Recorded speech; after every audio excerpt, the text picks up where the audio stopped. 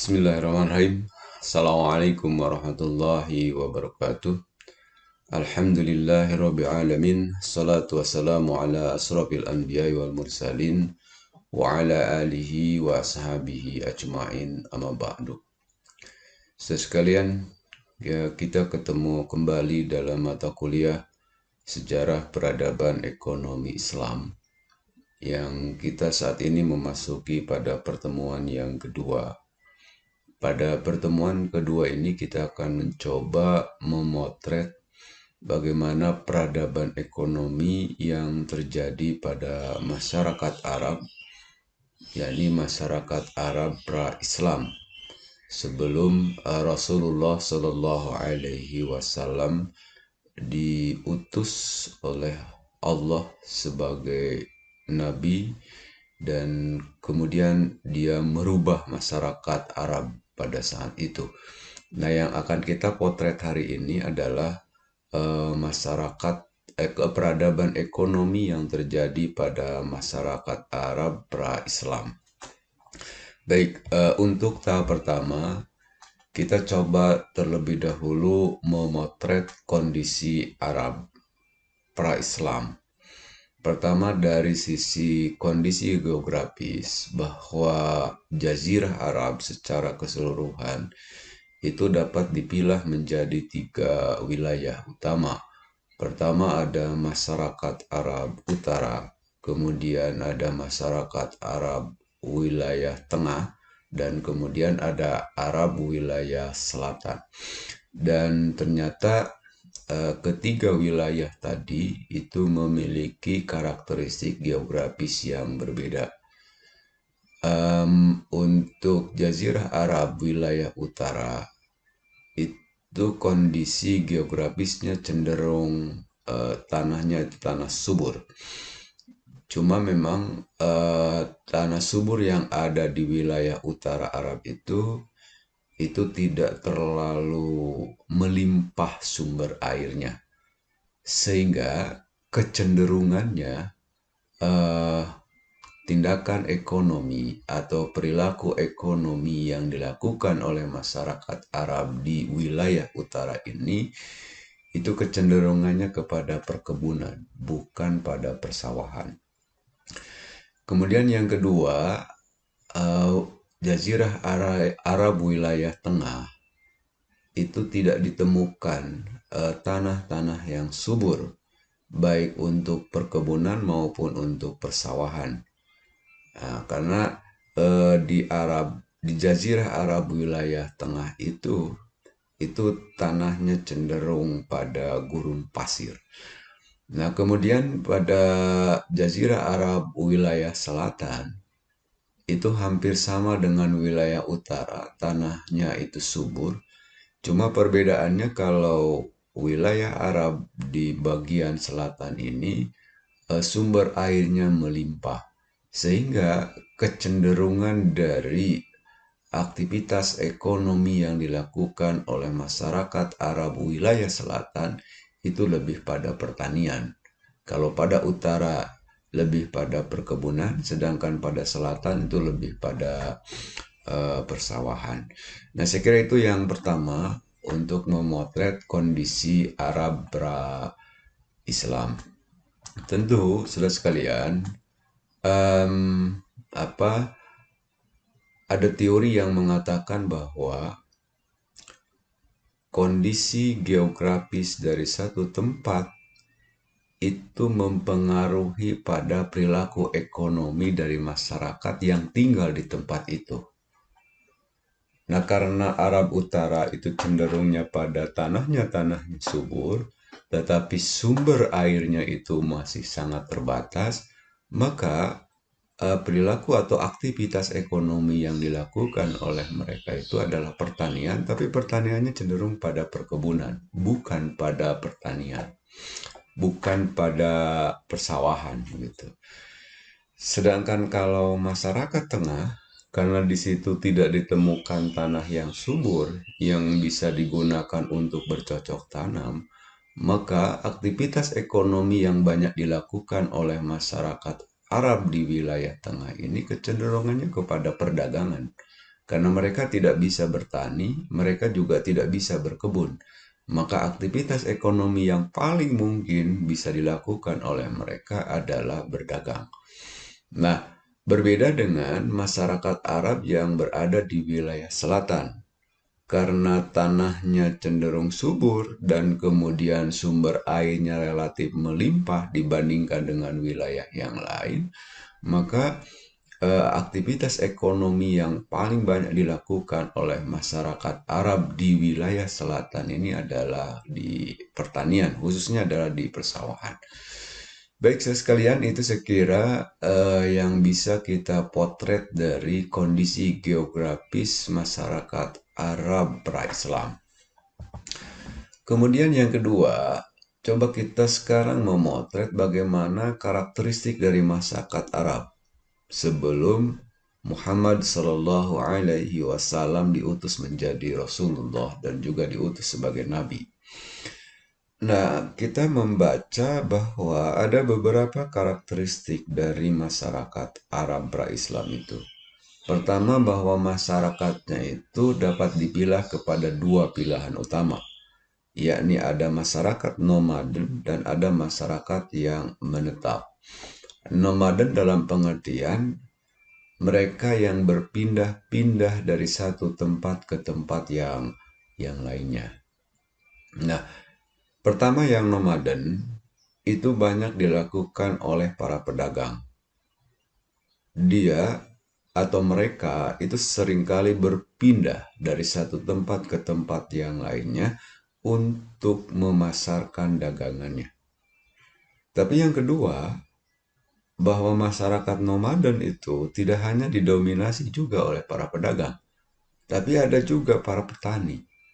Bahwa ciri khas dari masyarakat tradisional ketika mereka bertani, di mana kepemilikan terhadap tanah itu belum terjadi secara mutlak, maka ketika mereka bercocok tanam, itu memiliki kemungkinan untuk pindah dari satu tanah ke tanah yang lain, untuk berpindah dari satu tempat ke tempat yang lainnya. Nah, itu yang pertama. Kemudian yang kedua, bahwa di samping ada masyarakat yang nomaden, tapi ada juga masyarakat yang menetap. Nah, kecenderungannya dari mereka atau dari masyarakat yang menetap itu adalah masyarakat yang sudah memiliki tanah secara fix, yang sudah memiliki tanah secara pasti, dan ini kebanyakannya dilakukan oleh para petani. Petani yang sudah memiliki tanah yang tetap. Oke, itu yang pertama, dari karakteristik masyarakat Arab itu dapat dipilah kepada dua bagian. Ada masyarakat yang nomaden, yang berpindah dari satu tempat ke tempat yang lainnya.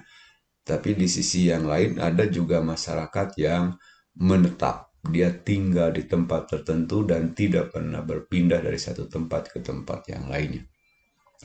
Kemudian karakteristik yang kedua dari masyarakat Arab kecenderungannya adalah individualisme. Saat itu, sebelum Muhammad Shallallahu Alaihi Wasallam diutus menjadi Rasul. Jadi kepentingan pribadi, kemudian dalam aktivitas ekonominya itu cenderung pada self interest. Jadi mereka lebih mementingkan kepentingan pribadinya dibandingkan dengan kepentingan yang lainnya. Oke.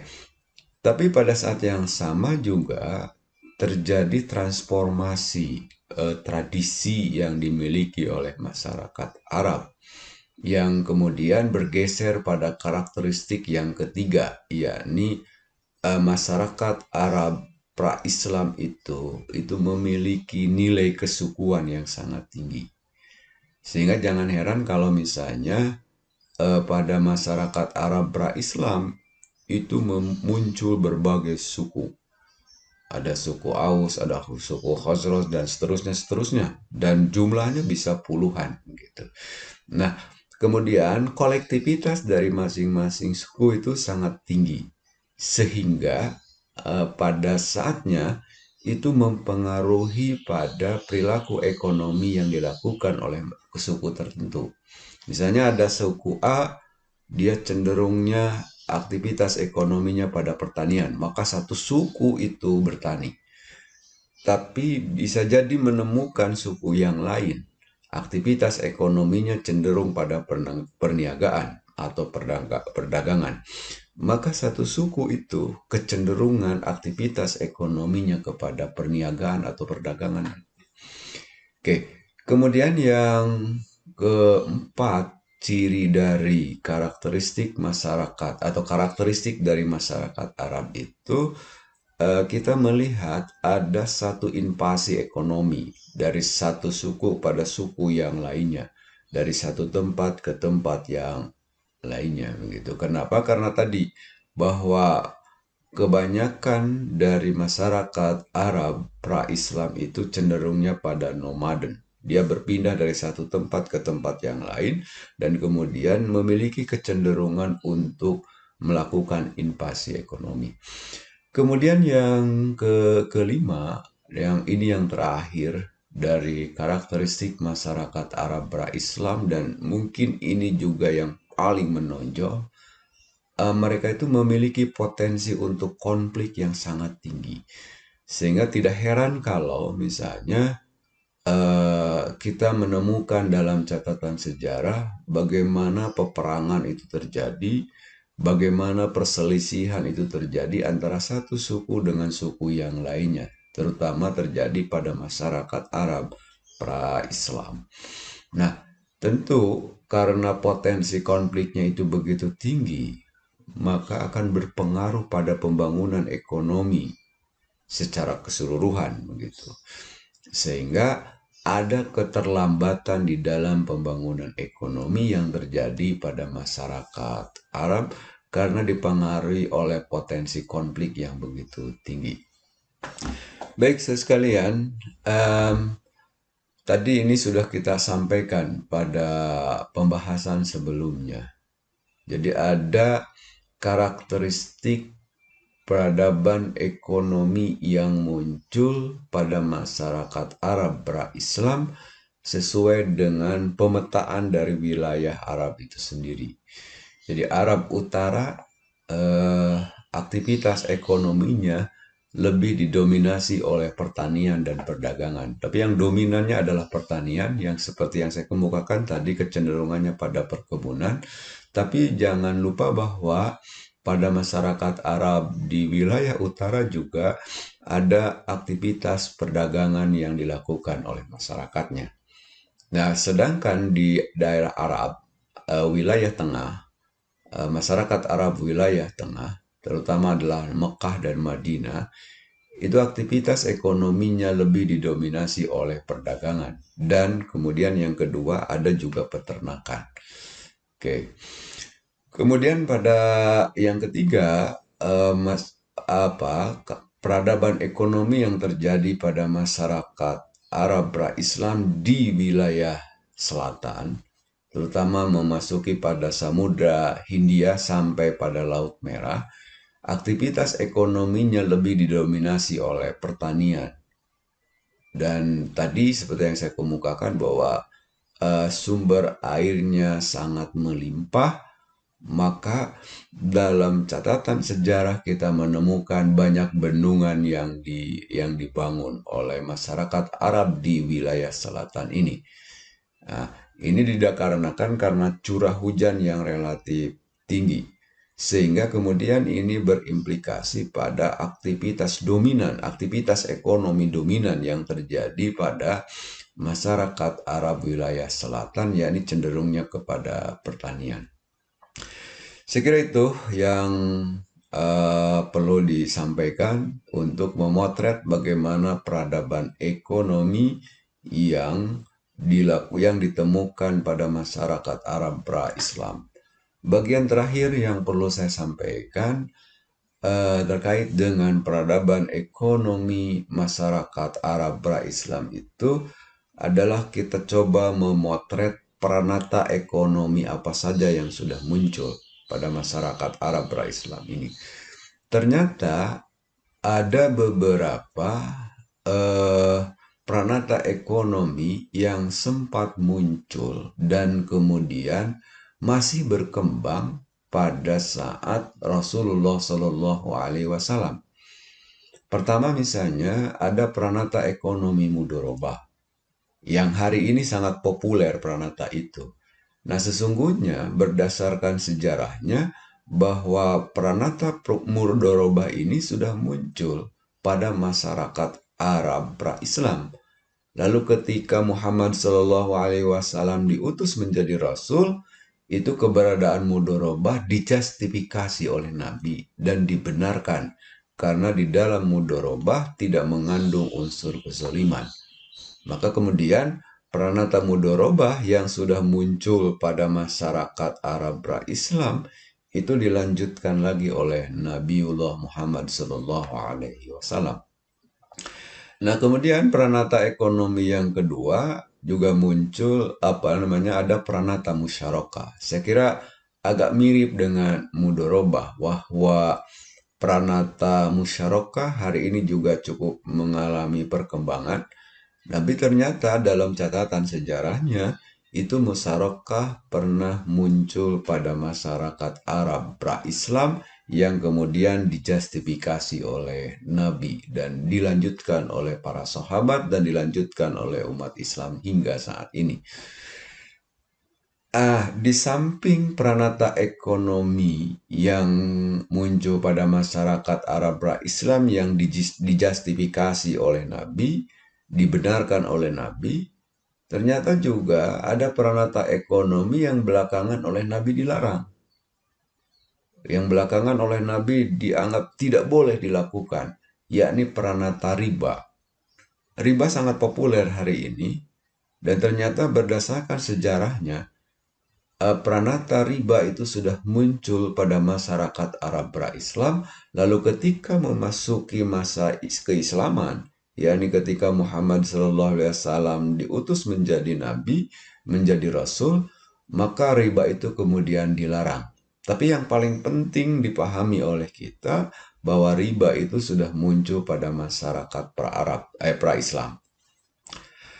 Kemudian yang berikutnya bahwa ada jaminan sosial, ada takmin, ada insurans, ada asuransi yang diberlakukan dalam kehidupan masyarakat Arab pra-Islam. Tapi tentu asuransi yang terjadi pada masyarakat Arab pra-Islam tidak seperti asuransi pada era modern hari ini, tapi saling menjamin antara satu orang dengan orang lain, terutama dalam lingkup suku tertentu, itu relatif tinggi, ada jaminan sosial. Kemudian hal lain yang muncul atau pranata ekonomi lain yang muncul pada masyarakat Arab, yakni ada beberapa praktek jual beli yang dilarang. Jadi ada pranata jual beli yang muncul pada masyarakat Arab yang kemudian oleh Nabi itu dilarang karena di situ mengandung unsur goror, mengandung unsur ketidakpastian, mengandung unsur ketidakjelasan. Oke. Nah, misalnya yang kita kemukakan dalam catatan sejarah ditemukan jual beli mula masah dan jual beli munabazah. Nah, kedua jual beli ini sempat muncul pada masa masyarakat Arab pra-Islam, tapi karena menurut Nabi bahwa pranata ekonomi itu mengandung unsur goror, unsur ketidakpastian, dan bisa jadi menurut Nabi di dalam jual beli itu mengandung unsur kezaliman, lalu kemudian itu dilarang oleh Nabi. Tapi yang paling penting yang perlu dipahami dalam diskusi kita hari ini tentang pranata ekonomi ini, bahwa sudah ditemukan beberapa pranata ekonomi yang tumbuh dan berkembang pada masyarakat Arab pra-Islam yang kemudian ketika memasuki masa keislaman itu ada beberapa yang kemudian dijustifikasi, dibenarkan, dan kemudian dilanjutkan dan dilaksanakan oleh umat Islam. Tapi pada sisi yang lain ada juga pranata ekonomi yang oleh Rasulullah Shallallahu Alaihi Wasallam larang. Saya kira sudah sekalian itu yang bisa kita sampaikan terkait dengan peradaban ekonomi pada masyarakat Arab Islam. Mudah-mudahan bisa dipahami. Walhamdulillahirabbil alamin. Wassalamualaikum warahmatullahi wabarakatuh.